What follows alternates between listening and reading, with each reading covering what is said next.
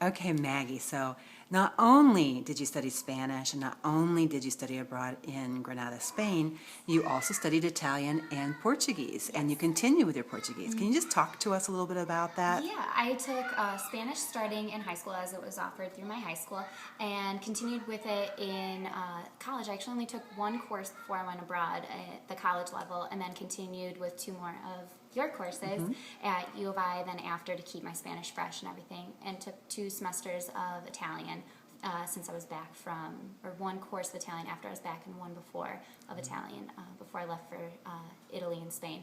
But right now, I actually haven't taken any formal courses in Portuguese, but I'm using a really cool website called Live Mocha, and you get to take courses and speak with people, become language partners, and just sort of bounce ideas off each other and grade each other, because as much as they want to earn or learn languages like English, you want to learn their language, and so you're there to help each other, which I find really, really interesting. So sometimes it takes a little motivation to get logged on and like start doing the work, but it's really turning out to be very beneficial, and I've liked it a lot so far. And just tell us why Portuguese?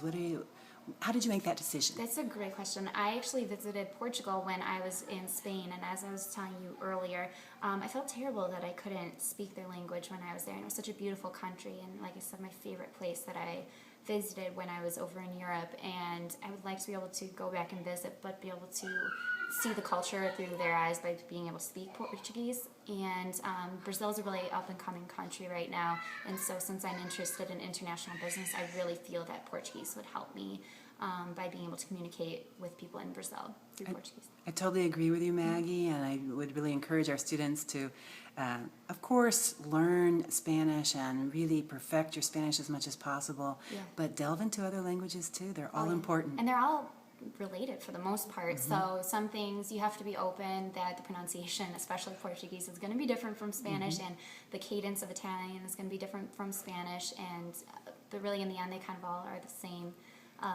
root. They all have the same root of the language, which is Latin. So it really is kind of neat that if you're learning one, you might as well be learning more than one. Thanks, Maggie. Yeah, no problem.